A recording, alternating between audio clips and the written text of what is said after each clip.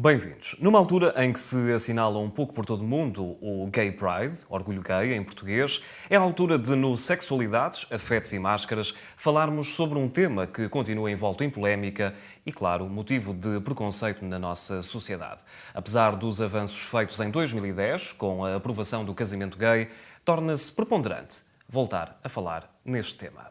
Homossexualidades é o tema do Sexualidades, Afetos e Máscaras de hoje. Professor, bem-vindo a mais uma edição. Por que falar, neste caso, no plural? Homossexualidades.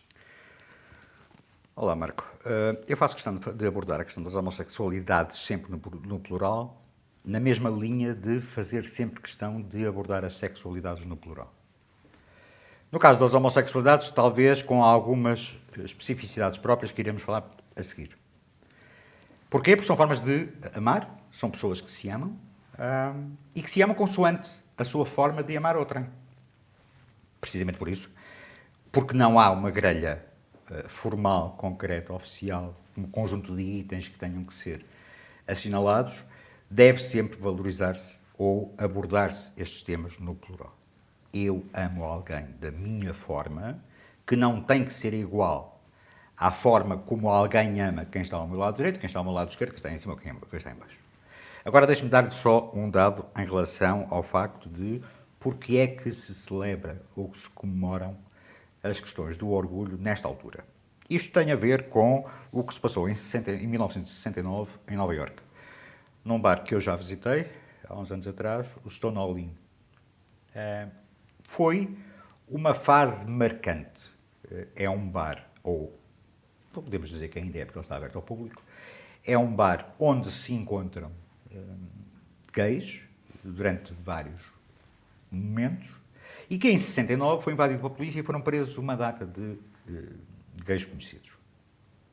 Eu cheguei inclusive a conversar com o dono para ele me contar em concreto o que é que tinha acontecido e a forma que os gays nessa altura, que não tinham qualquer tipo de visibilidade, praticamente não existiam, a forma que encontraram quando foram atacados pela polícia e levados uma data deles para a esquadra para identificação foi darem nomes de artistas, mulheres conhecidas, famosas.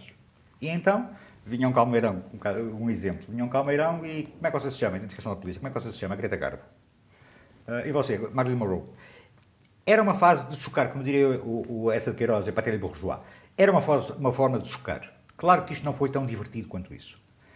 Houve momentos graves de violentação, houve momentos graves de agressão física e a partir daí, a partir de 1969, começou a alastrar mundialmente a comemoração deste momento em termos de, principalmente para não fazer esquecer o momento, por um lado, mas também como forma de começarmos a reivindicar direitos.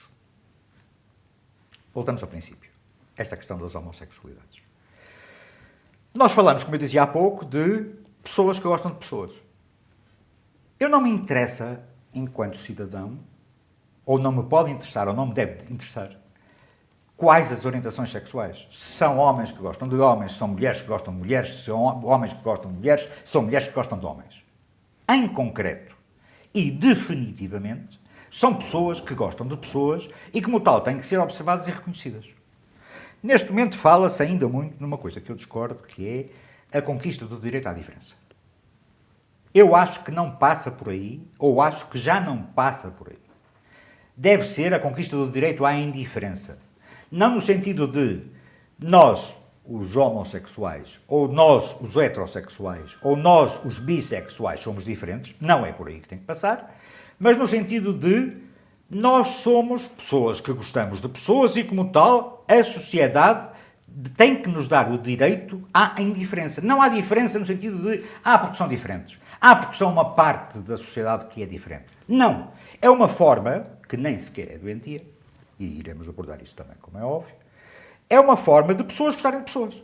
Sua, específica, legítima, em termos de cidadania. Precisamente por isso é que eu insisto, e não abdico, e ando nisto há mais de 20 anos, não abdico desta questão do direito à indiferença, que acho que é uma forma superior da sociedade de gerir formas diferentes de criar afetos. formas diferentes de criar relações psicoafetivas. Porque é disto que nós estamos a falar. Perguntava-lhe então se falamos de algo que tem que ser naturalmente encarado, e passo a repetição, com naturalidade, porque falamos de algo que faz parte do íntimo de cada um e que, enfim, como diz e bem, tem que ser não encarado como a diferença, mas como o direito a essa indiferença por parte dos outros. Tendo por base isso, somos hoje em dia mais ou menos tolerantes do que há alguns anos atrás? Não fugindo à sua pergunta, deixe-me só recuar um bocadinho. Quando o Marco me pergunta se somos ou não diferentes em termos de tolerância do que há alguns anos atrás, parece estar implícito, eu sei que não está na sua pergunta, mas parece, para quem nos ouve, parece estar implícito que esta coisa nasceu há uns anos atrás. As pessoas decidiram, há uns anos atrás, gostar de pessoas do mesmo género. Não, não é nada disso. É preciso abordar esta questão com frontalidade e com dados. A primeira representação em termos de arte de homossexualidade reporta e escandaliza-se agora, 12.000 anos antes de Cristo, no Paleolítico, já há representações de casais do mesmo sexo. 12.000 anos antes de Cristo. Por isso, convém especificar que esta coisa das homossexualidades não nasceu com a modernidade. Como o amor não nasceu com a modernidade. O amor entre pessoas, volto a sublinhar e volto a insistir, à exaustão, porque é disso que nós estamos a falar, o amor entre pessoas sempre existiu. Claro que a nossa sociedade, que é discriminatória e que continua discriminatória, e eu agora já estou a responder à sua pergunta, nós supostamente estamos mais modernos em termos de afetividades, mas muito supostamente continuamos a ser profundamente discriminatórios. Repare uma coisa. Podemos aventar a hipótese que a sociedade estará mais receptiva. Não quer dizer mais moderna. Menos discriminatória. Vamos por aí? Ok, então vamos por aí, então vamos a sério. A sociedade ainda hoje continua a discriminar dentro dos casais homossexuais os casais homossexuais masculinos dos casais homossexuais femininos. O que é que eu estou a dizer? Nós continuamos a aceitar menos mal o casal homossexual feminino porque achamos que o casal homossexual feminino, e é preciso vincar isto também, achamos que o casal homossexual feminino não faz a penetração. E como tal, se não faz a penetração, é mais ou menos aceitável. O casal homossexual masculino, achamos nós, sociedade global, porque fazem a penetração, esses sim é que não são aceitáveis. O que é um outro tremendo estereótipo. Porque não são os casais homossexuais masculinos que fazem a penetração só. Muitos e muitos casais heterossexuais usam a penetração, num qualquer momento, a penetração anal, e muitos casais homossexuais femininos fazem penetração vaginal ou anal. Nós, suposta sociedade moderna, é que resolvemos criar mais este estereótipo, mais este ato discriminatório, ainda que não assumido. E, efetivamente, nós não estamos menos discriminatórios. E, efetivamente, nós não estamos mais de mente aberta. Os momentos que têm existido de violência entre casais assim o revelam. Estou-me a lembrar, por exemplo, do caso do Renato Seabra e do Carlos Castro, que veio trazer ao de cima que, efetivamente, a sociedade portuguesa não está aberta e não está contra a discriminação como se pensava. Pela forma como foi abordado, exemplo, nos mídias? Como foi abordado nos mídias, como foi gerido, inventou-se que supostamente a vítima, o Carlos Castro, teria abusado do Renato Seabra. Para quem já não se recorda, ou nem sequer sabe, o Renato Seabra era um tipo de 1,80 m, licenciado, professor de Educação Física. O Carlos Castro era mais baixo que eu, que é praticamente impossível, mas conseguia ser ainda mais baixo que eu, tinha pouco mais de 1,50 m, frágil e débil. Por isso, aquele mito que se criou de que seria o mais velho que abusava do mais novo, quando eles já tinham passado várias semanas em diversos hotéis na mesma cama, eu lembro que naquela altura estava a fazer um outro programa de televisão e em direto a jornalista pergunta-me, sabe que neste momento está-se a celebrar uma missa?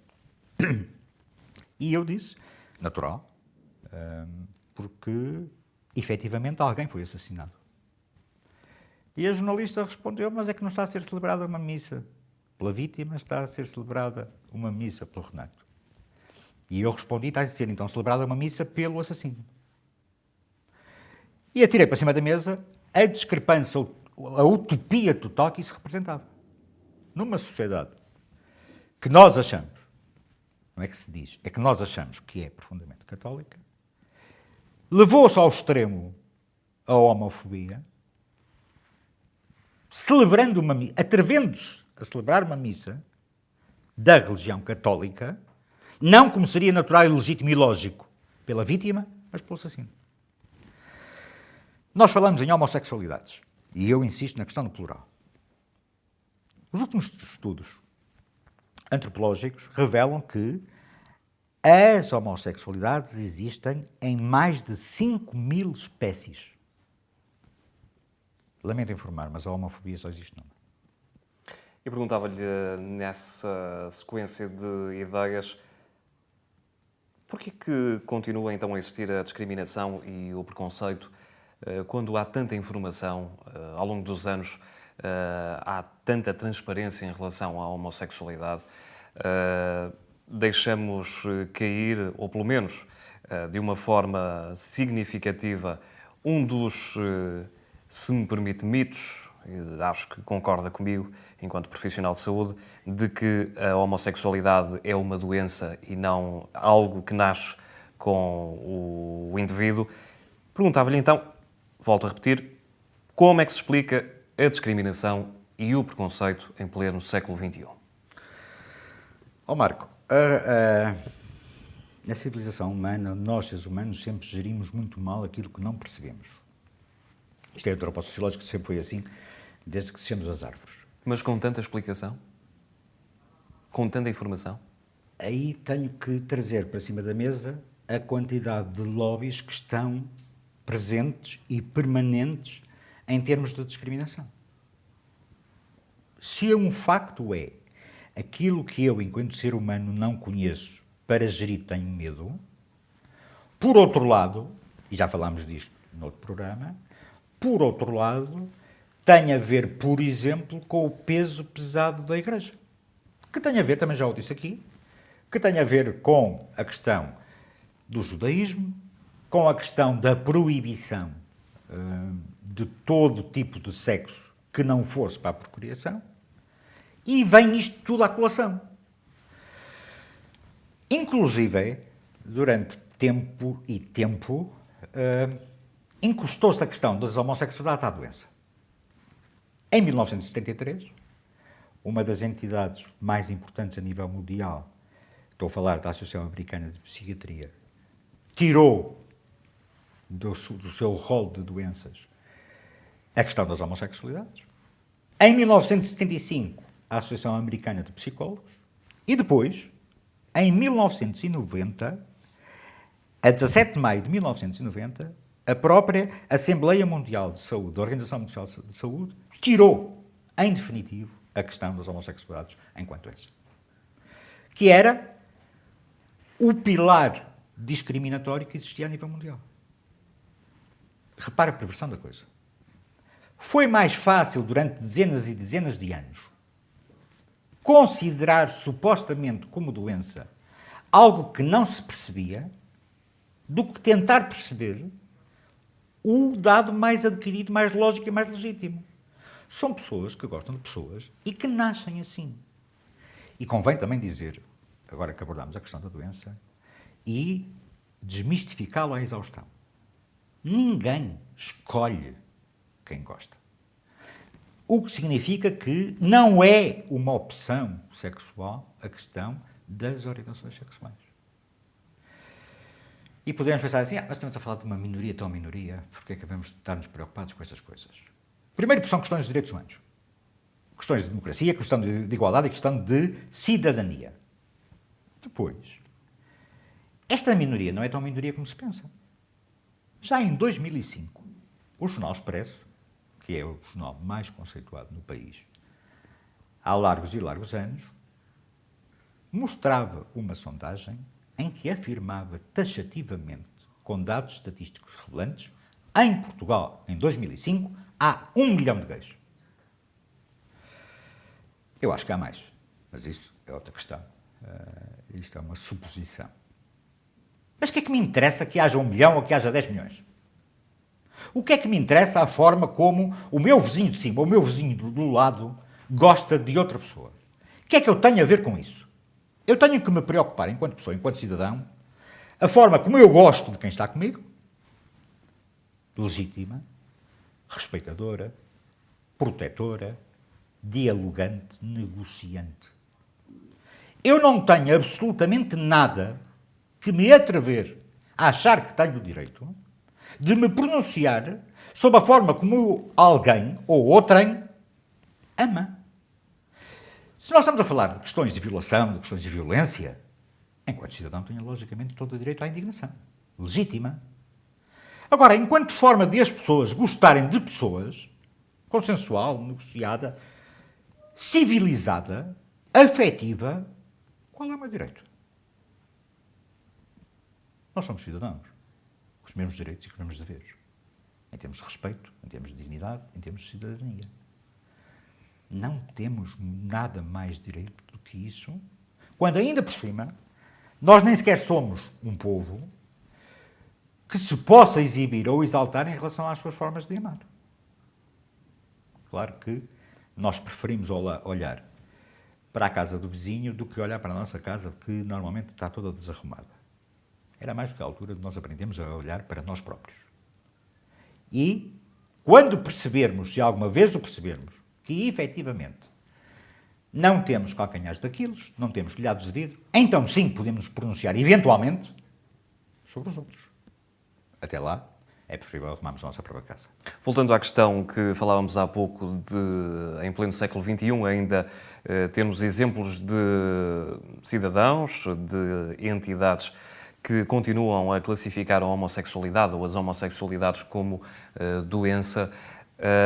Temos um exemplo que tive a oportunidade de verificar e que penso que também tem conhecimento de algumas seitas religiosas que promovem precisamente a cura gay. Aliás, no Brasil há precisamente uma lei que foi aprovada em pleno período de manifestações, precisamente no que toca à cura gay. Brasil, que é um país que, como sabemos, está neste momento num período de evolução significativa. Como é que isso se explica? Em primeiro lugar, a questão das seitas religiosas e depois a questão Brasil. Marco, o Brasil sempre foi um país... Até porque estamos a falar de uma realidade social, em termos de número de cidadãos, muito mais significativa do que nós. O Brasil sempre foi um país muito atreito ou muito dado a seitas, a formas complicadas de gerir com as religiões. E nós sabemos também, isto tem vindo ao de cima muito recentemente, o elevadíssimo índice de corrupção a nível da política brasileira. A questão do Feliciano, que é disso que você está a falar, ter conseguido chegar à comissão parlamentar que se está a debruçar, ainda não decidiu, que se está a debruçar sobre a questão gay e a questão da eventual doença ou não eventual doença, é perfeitamente obsoleta quando eu trouxe os principais... Nós estamos a falar da Organização Mundial de Saúde. Nós não estamos propriamente a falar dos grupos, dos miúdos que se juntaram ali num beco qualquer para decidir qualquer coisa. A Organização Mundial de Saúde reuniu com todos os países que a integram e decidiu em 1990, já depois da Associação Americana de Psiquiatria, da Associação Americana de Psicologia, enfim, já depois dos principais Európagos mundiais da especialidade terem decidido, a Organização Mundial de Saúde, enquanto entidade de saúde e política mundial, decidiu.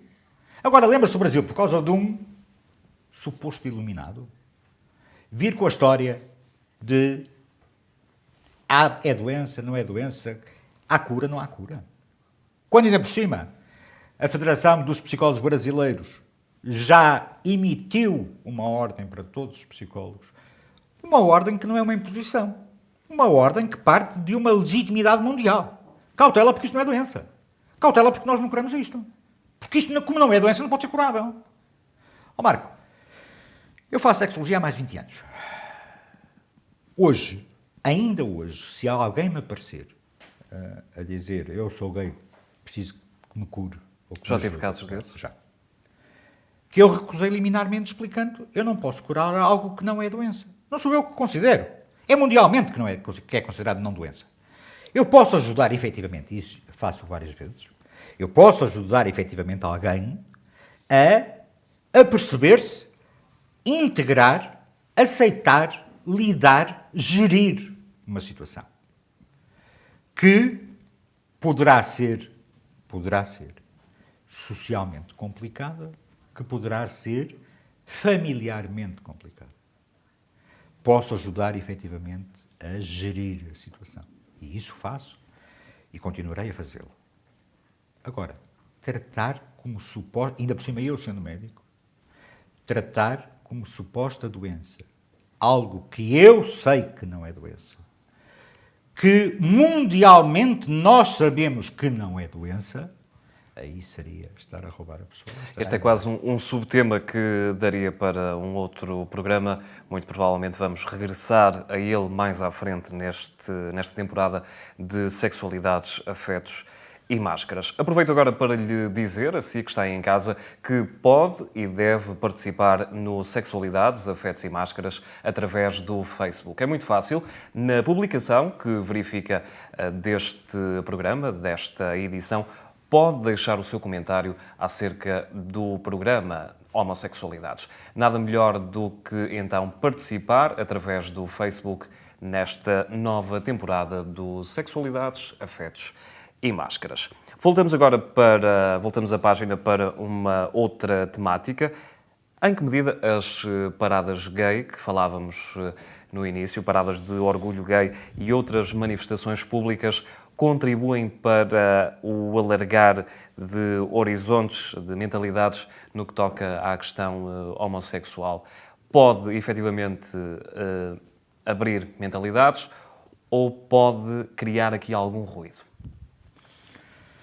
Marco, em relação à questão das marchas do orgulho, que você chamou muito brasileiramente parada gay, a questão das marchas, eu, enquanto profissional, defendo uma outra estratégia.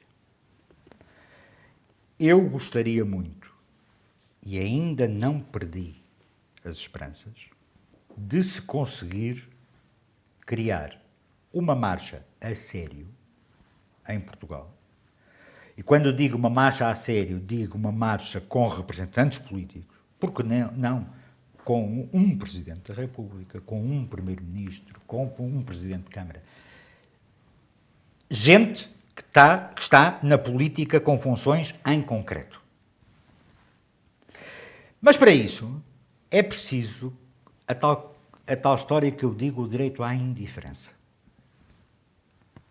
Não lhe vamos chamar parada gay, não lhe vamos chamar marcha gay. Chamemos-lhe o que quisermos. Chamemos-lhe, por exemplo, a Marcha da Felicidade. Chamemos-lhe, por exemplo, a Marcha do Orgulho ou dos Afetos.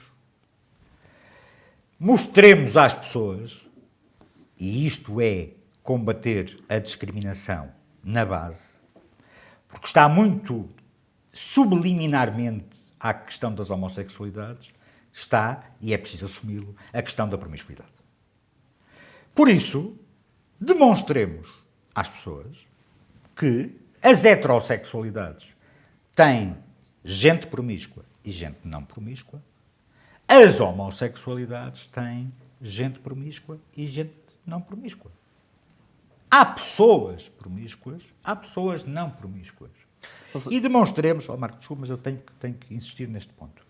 Demonstremos às pessoas a legitimidade dos afetos. Agora, isto também não pode ser, é preciso dizê-lo.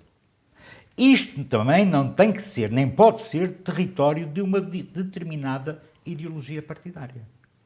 Nós estamos a falar de afetos transversal à sociedade e que deve ser assumida por todas as entidades, por todos os atores políticos, transversalmente aos quadrantes. Isto não tem que ser propriedade de um determinado quadrante ideológico. De que é que eu estou a falar? A esquerda, supostamente, sempre achou que era detentora dos direitos e defesas dos gays. O que é contraditório. Basta chamar, por exemplo, o PCP. Júlio Fogaça, em 1962. Foi um dos grandes dirigentes do PCP que, quando se descobriu que era gay, legitimamente, foi apagado da história do PCP. E se você ver fotografias da época, é o corpo de Júlio Fogaça, a entidade de Júlio Fogaça, o nome de Júlio Fogaça não existe. Utopicamente também, muito pouca gente sabe que em 1925, em Portugal, o Presidente da República se demitiu, volto a dizer, o Presidente da República se demitiu por ser gay. Estes factos, se calhar demonstravam, se fossem sabidos, se calhar demonstravam, por um lado, a história da discriminação violenta que sempre se fez neste país, e, por outro lado, demonstravam à exaustão que há gays em todas as faixas etárias, há gays em todas as profissões, há gays em todas as cidades. E qual é o mal? Estamos a falar, volto a dizer, de pessoas que gostam de pessoas. O que lhe queria perguntar há pouco, e acho que é premente tentarmos perceber esta questão,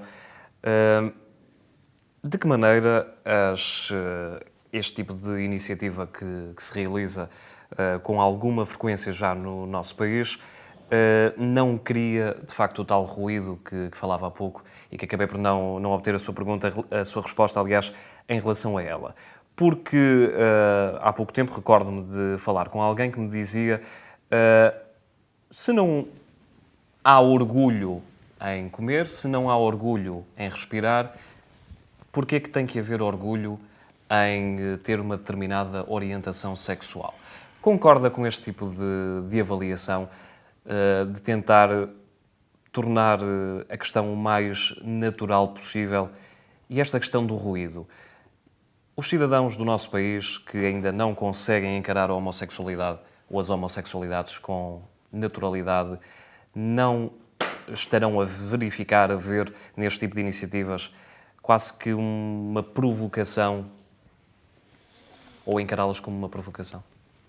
Marco, se as pessoas adotam determinadas imagens ou determinados estereótipos que fogem mais da normalidade ou não, estão no seu direito, como é óbvio. Eu, se quero andar de calções ou de calças, de saia ou de vestido, é comigo. Agora, numa altura em que, em termos de cidadania, é fundamental conquistar o direito à indiferença, pedagogicamente as estratégias não devem ser pelo choque. Precisamente por isso é que eu fui padrinho da Marcha do Orgulho no Porto durante 2 anos. Passei depois para a organização e saí da organização da Marcha do Orgulho no Porto também há 2 anos, por diversas situações de conflito, inclusive algumas situações de finanças menos transparentes, mas eu não queria ir para aí, queria ir para o outro lado. a marcha continua no Porto a ser circunscrita a algumas centenas de pessoas. Independentemente de os dados que vêm referidos na imprensa que não são verdadeiros. Basta as pessoas irem ver. Ainda o ano passado a imprensa dizia que a marcha do Porto tinha tido 2.000 pessoas. Não é verdade. Quem lá esteve, e eu estive, fui ver, deve ter rondado as 500 pessoas. Os 500 iluminados. E não é este tipo de estratégia que eu defendo. Nós temos que conquistar a legitimidade à indiferença, alargando a toda a gente.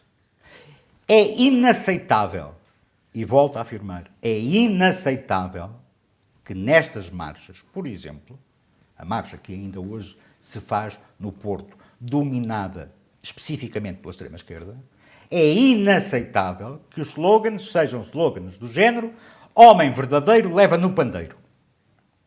Mais homossexual ou menos homossexual, mais heterossexual ou menos heterossexual, ouvindo-se este tipo de slogans, obviamente que afasta as pessoas. Eu deixei de ir à marcha também por causa disto. E o efeito não acaba por ser precisamente o contrário? Afasta. Ridicularizar... Obviamente. Eu sei, enquanto presidente de uma ONG, que houve gays que achavam que tinham a obrigação de ir à marcha para engrossar e para tentar conquistar o direito à indiferença, que ao chegarem a ouvir estes slogans se vieram embora. Gente que trabalha, gente profissional, gente com famílias, sim, porque já as há, felizmente, que obviamente defendem a dignidade legítima da conquista da indiferença, mas que não querem, de modo algum, e estão no seu direito, de ser misturados nesta mixórdia. Porque isto é uma mixórdia social. Não é por aí que se conquistam as questões. Não é desta forma, não é com este tipo de antipedagogia que se conquista o mais legítimo que é conquistável, que é o direito à indiferença. Volto a dizer, são pessoas que gostam de pessoas. Ninguém tem nada a ver com isso. Mas é preciso demonstrá-lo publicamente. E não é desta forma que se conquistam direitos legítimos. Ultrapassamos já largamente o nosso tempo, mas tenho que lhe colocar esta... Tinha ainda duas questões para lhe colocar. Vou tentar sintetizar em apenas uma questão. Os processos de coming out, como é mais conhecido, sair do armário, são essenciais para que haja uma maior aceitação dos cidadãos homossexuais. E outra questão, em que medida estes processos de coming out por parte de figuras públicas são ainda mais importantes para ajudar os cidadãos anónimos a conseguirem dar esse passo? As figuras públicas normalmente são líderes de opinião. E nós, seres humanos, sempre funcionamos pela cópia dos ídolos que nós idolatramos, tentando copiar. Precisamente por isso eu acho que as figuras públicas deveriam, por um ato de cidadania, volto a repetir, vir para a praça pública calma e tranquilamente assumirem a sua orientação sexual. Agora, o que eu não posso concordar e jamais concordarei é com a outra postura que uma determinada extrema-esquerda partilha de denúncia obrigatória. Não, isso não temos o direito. Eu tenho todo o direito de gostar de quem gosto, da forma que eu gosto. Agora, se não me pode ser imposto qualquer tipo de proibição, também não me pode ser imposto qualquer tipo de denúncia. Não é? São as duas faces da mesma moeda com as quais eu nunca pactuarei. Não me proíbam nada, mas não me obriguem a nada porque eu sou um cidadão como os outros. E nós fazemos parte de uma aldeia global de nós seres humanos. Temos direitos e temos deveres. Precisamente por isso, eu volto a dizer, para resumir, eu concordo que o coming out das figuras públicas pode mostrar aos outros, à outra população, a tal questão do direito à indiferença.